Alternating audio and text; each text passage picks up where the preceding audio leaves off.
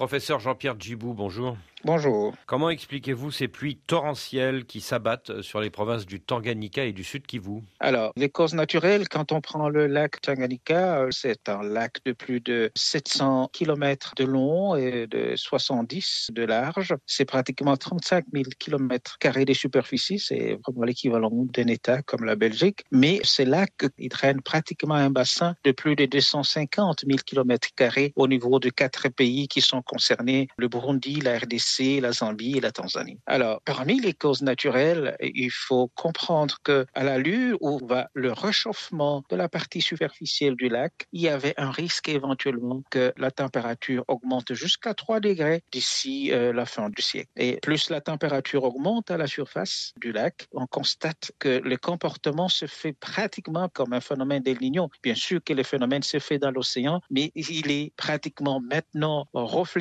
au niveau du lac parce qu'il s'agit d'un grand lac qui couvre une grande superficie. Et la partie superficielle étant réchauffée, les eaux profondes étant beaucoup plus froides, et qu'est-ce qui se passe? Il y a une grande évaporation, une grande augmentation d'évaporation qui va rendre l'atmosphère humide. Alors toute la région devient pratiquement humide et il y a une forte formation de nuages qu'on appelle les cumulonimbus et on a des précipitations d'averses avec une certaine agressivité. Et c'est vraiment la toute première fois depuis 2013 qu'on a eu le niveau du lac qui est allé de 276 à 293 mètres d'augmentation, ce qui est une grande quantité. Mais ce réchauffement des eaux à la surface du lac, il est dû à quoi? Il est dû au réchauffement climatique. Donc on aurait affaire à l'addition de deux phénomènes, le réchauffement climatique plus El Niño?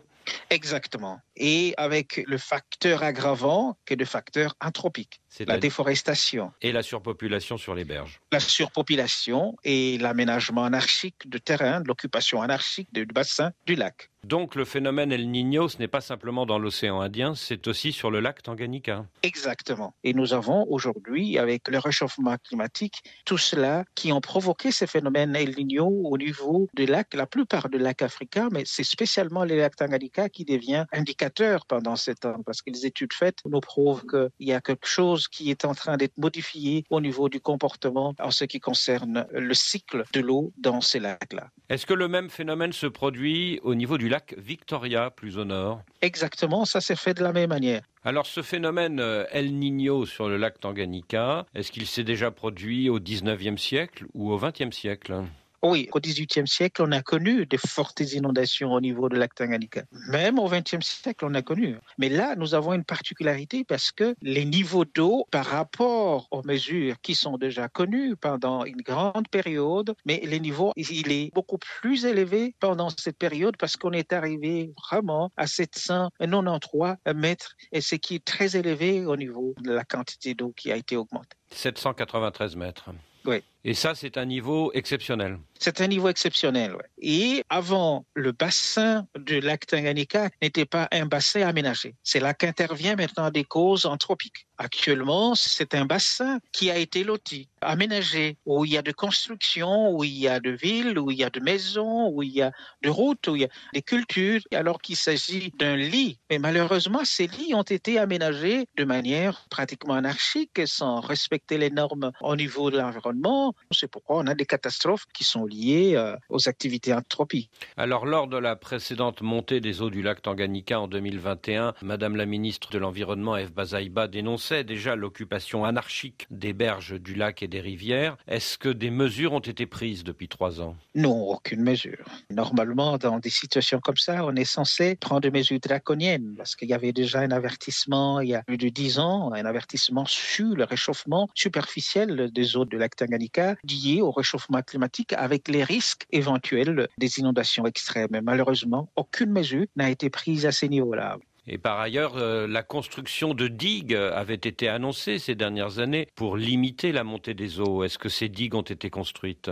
C'est une solution sans valeur parce que la meilleure de façon, c'est de combiner des solutions. C'est-à-dire, même si on peut construire des digues éventuellement, on doit faire la réforestation parce que tout le bassin du lac Tanganyika a été complètement déforesté. C'est-à-dire, il n'y a pas de végétation. Et lorsqu'il n'y a pas de végétation, il n'y a plus moyen de rétention afin de pouvoir garder l'eau et permettre aurait de l'infiltration. Et ce qui se passe, c'est le ruissellement. Et le ruissellement est accompagné par l'érosion. Donc, il faut combiner la construction des digues éventuellement, qui doit être vraiment accessoire, mais c'est reboiser le bassin du lac. Et s'il faut reboiser le bassin du lac, ce n'est pas simplement se contenter pour du parti congolaise, parce que le bassin du lac, il prend l'ensemble de 4 pays éventuellement. Et la Zambie, et la Tanzanie, et le Burundi, et la RDC. Cela signifierait qu'il faudrait des efforts communs entre les 4 pays. Et même si on arrivait également à reforester, il faut passer par l'étape de pouvoir délocaliser les personnes parce qu'on ne peut reforester que l'endroit qui n'est pas occupé.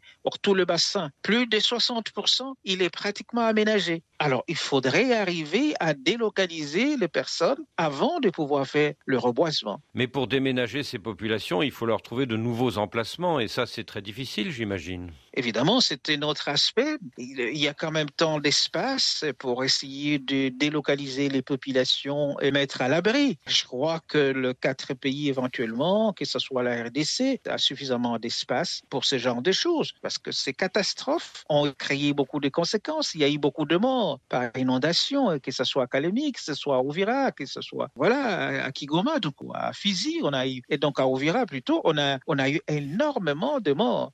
Alors, autre phénomène, c'est à quelques centaines de kilomètres plus au sud, et c'est en Zambie. Les populations sont touchées par une sécheresse exceptionnelle. Comment expliquez-vous qu'il pleuve beaucoup au Congo-Kinshasa et pas du tout en Zambie ? Oui, le phénomène El Niño fait le deux à la fois. Soit une augmentation de température éventuellement sur les surfaces d'eau, comme je le dis sur le Grand Lac, occupant une grande superficie et provoquant la formation des cumulonimbus, de nuages de précipitation, et on a des averses. Dans cette zone, soit en Zambie, il n'y a pas de lac, donc on a un sol qui se réchauffe suffisamment et avec l'évaporation, il n'y a pas suffisamment d'humidité dans l'atmosphère et nous avons une sécheresse. Et cette sécheresse est liée aussi au phénomène El Niño. Ça fait le deux. Ça peut provoquer soit les inondations, donc de fortes précipitations, soit également de fortes sécheresses. Est-ce que Et Oui. cela est aggravé également par le désert des Namibes qui a tendance d'avancer vers les nord, donc en poussant vers les nord de l'Angola et de la Zambie. D'où le paradoxe El Niño, des pluies au Congo et la sécheresse en Zambie. Exactement. Est-ce que les autorités politiques de ces deux pays ont pris conscience de la gravité de ce phénomène climatique ?